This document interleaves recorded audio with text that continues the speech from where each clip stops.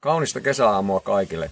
Kompressiotuotteiden pukemisessa aina välillä tuskaillaan ja kysellään, miten ne laitetaan jalkaan. Niin nyt näytän esimerkillisesti tämän Compressportin sukan ja säärystimen pukemisen. Otetaan sukka, katsotaan siitä, että se on oikea jalka tai vasen jalka. Nyt mä otan tämän oikean jalan sukan. Kieritän tämän sukan aivan tänne lähelle kärkeä.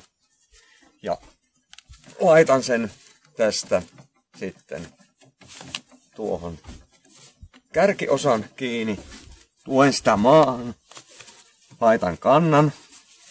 Ja sen jälkeen vedän tämän ylös saakka. Noin. Ja nyt se on napakasti siinä jalassa.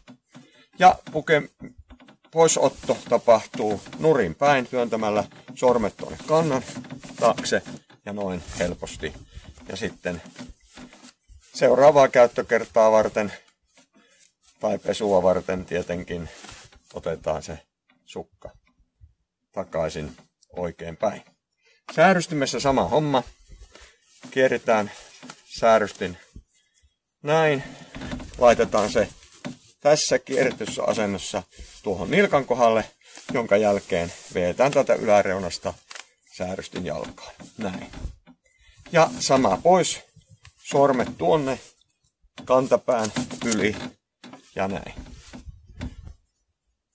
Erittäin helppoa ja muutaman kerran jälkeen aina vaan helpottuu. Ei muuta kuin Compressport.